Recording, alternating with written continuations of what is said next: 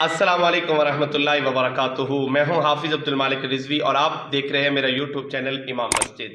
اگر آپ میرے چینل پہ نیو آئے ہیں تو میری آپ سے گزارش ہے کہ آپ میرے چینل کو سبسکرائب کر لیں اور ساتھ بیل آئیکن کو ضرور پریس کر لیں تاکہ ہر آنے والی جو نیو ویڈیو ہے وہ آپ کو سب سے پہلے ملے۔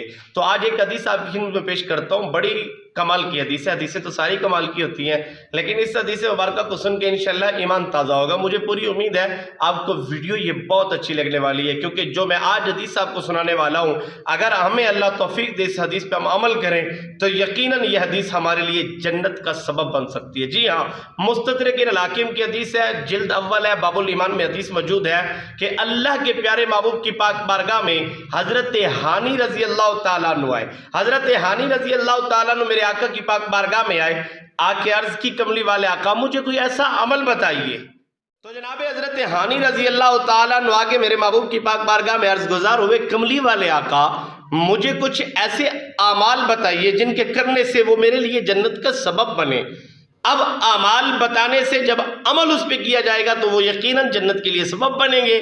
اب یہ آقا کی پاک بارگاہ میں پوچھ رہے ہیں، ہاں اللہ کے پیارے نبی کی پاک بارگاہ میں حضرت ہانی رضی اللہ تعالیٰ عنہ، میرے کریم آقا علیہ السلام نے فرمایا ہانی دو عمل ہیں، وہ آپ کر لو تو وہ آپ کے لیے جنت کے سبب۔ ہانی رضی اللہ تعالیٰ عنہ عرض گزار ہوئے، کملی والے آقا وہ کون سے دو عمل ہیں؟ میرے کریم آقا علیہ السلام نے فرمایا نمبر ایک، جب جس سے بھی بات کرو اچھے انداز میں بات کرو، اچھی گفتگو کرو، جب بھی کسی سے بات کرو، اس سے ایک تو آپ کا کردار واضح ہو جاتا ہے، دوسرا آپ کی تربیت واضح ہو جاتی ہے۔ جب بھی کسی سے بھی بات کرو اچھے انداز میں کرو۔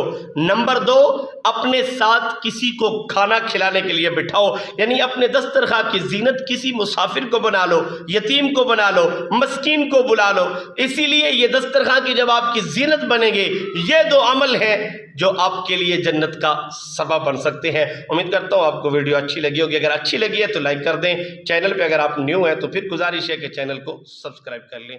بہت شکریہ۔